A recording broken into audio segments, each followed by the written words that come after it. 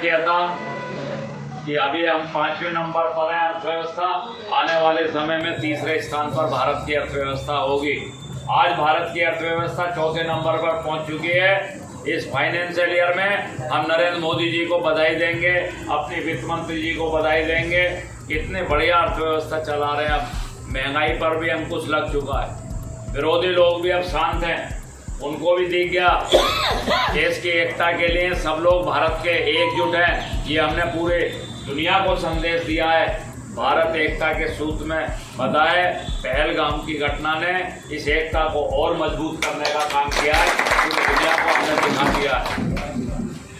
आप देखो बाबा साहब अम्बेडकर जी के यहाँ काफ़ी अनुयायी लोग बैठे हैं। वैसे तो सभी को मानना चाहिए, वो हमारे संविधान निर्माता हैं। मोदी जी ने अभी अभियान भी चलाया था अम्बेडकर जयंती पर। हमारा 15 दिन तक एक पखवाड़ा पूरा आंदोलन चला अम्बेडकर जी के बारे में, जो लोग नहीं जानते थे। कुछ लोग केवल ये जानते हैं कि बाबा साहब ने केवल आरक्षण दिया। केवल आरक्षण ही नहीं दिया, महिलाओं के अधिकार भी सुरक्षित किए, अल्पसंख्यकों पिछड़ों को भी अधिकार दिए। बाबा साहब ने संविधान में सभी वर्गों के कल्याण की कल्पना की। 370 के बाबा साहब विरोधी थे, बाबा साहब राष्ट्रभक्त थे। बाबा साहब ने इस्लाम को भी स्वीकार नहीं किया। उन्होंने ईसाई धर्म के लोगों ने भी कहा था, उन्होंने स्वीकार नहीं किया।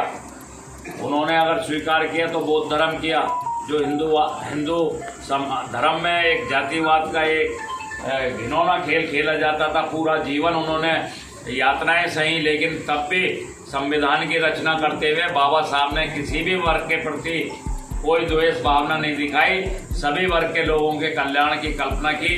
आज भारत संविधान के माध्यम से लगातार उन्नति कर रहा है। सभी लोग बाबा साहब को नमन करते हैं। कांग्रेस के लोगों ने बाबा साहब को कभी सम्मान नहीं दिया। बाबा साहब को हराने के लिए जवाहरलाल नेहरू जी खुद गए 1952 का, जब देश में पहला लोकसभा चुनाव लड़ा गया। 54 में वो दोबारा उपचुनाव लड़े बाबा साहब, तब भी अंबेडकर जी को हराने जवाहरलाल नेहरू जी गए। तो आज उनके जो वंशज हैं राहुल गांधी जी, भारत में कहते हैं आरक्षण को खतरा है बीजेपी से, कभी कहते हैं लोकतंत्र को खतरा है बीजेपी से, कभी कहते हैं संविधान को खतरा है बीजेपी से। खतरा किसी से नहीं है। खतरा अगर है तो तुष्टीकरण की नीति से है, अलगाववाद और आतंकवादी लोगों को संरक्षण देने से है। भारत का एक एक नागरिक सब मिलकर रहते हैं, कोई आपस में विवाद नहीं है। ये तुष्टीकरण की नीति के कारण वाद विवाद उत्पन्न होते हैं। सब लोग, मोदी जी ने नारा दिया है सबका साथ सबका विकास सबका प्रयास, तो मोदी जी ने जो मूल मंत्र दिया है, आज मोदी जी की सारी योजनाओं का लाभ सभी वर्ग के लोग ले रहे हैं। बाबा साहब के विषय में मैं बता रहा था, कांग्रेस के लोगों ने उन्हें भारत रत्न नहीं दिया, उनसे जुड़े एक भी स्थल पर एक ईंट लगाने का काम नहीं किया।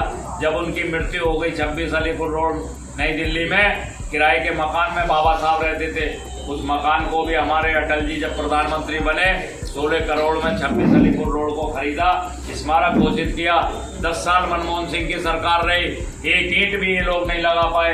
SC ST के सारे सांसद उनसे मिले, अनेकों बार सोनिया गांधी और मनमोहन सिंह जी से मिले, लेकिन एक ईंट नहीं लगाई बाबा साहब पर। 100 करोड़ की लागत से मोदी जी ने संविधान नुमा बिल्डिंग बनाई है। आप जाकर देखिए, कश्मीरी गेट 1 किलोमीटर ऊपर है।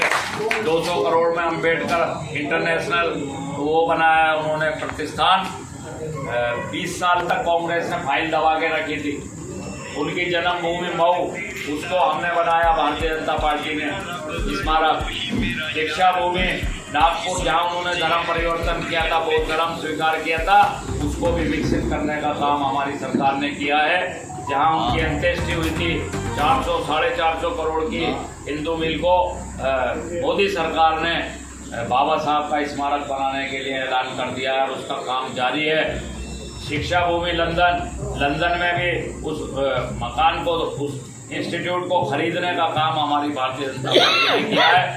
पहले 100 छात्र जाते थे वहाँ शिक्षा प्राप्त करने के लिए, अब 200 छात्र मोदी जी के राज में पूरे देश में कंपटीशन होता है। जो योग्य और प्रतिभाशाली छात्र होते हैं अनुसूचित समाज के, उनका सारा खर्चा लंदन में पढ़ाई का, शिक्षा का, रहन सहन का सब मोदी सरकार वहन करती है। सामाजिक न्याय सिर पर मैला ढोने का काम जो लोग करते थे उनके लिए भी मोदी सरकार चिंता कर रही है। देश में 60,000 लोगों को 40-40 हज़ार रुपये एक मुश्त अनुदान दिया, फिर उनको ट्रेनिंग के कार्यक्रम दे रखे, फिर उसके अलावा उनको कौशल प्रशिक्षण लेने के बाद 50 लाख तक के ऋण मोदी जी दे रहे हैं, ताकि हाथ से मैला उठाने की प्रथा जो अमित शाह जी जब राष्ट्रीय अध्यक्ष से संकल्प लिया था बेंगलोर में कि हम हाथ से मैला उठाने की प्रथा, जो ये सिर पर मैला उठाने का मानव के मजबूत को उठाने का काम करता है, घृणित कार्य, ये पूरे देश के लिए शर्मनाक है। तो हम उनके पुनर्वासन के लिए मोदी सरकार प्रतिबद्ध है। अभी मैंने MD राष्ट्रीय सफाई कर्मचारी वित्त विकास निगम की मीटिंग ली थी।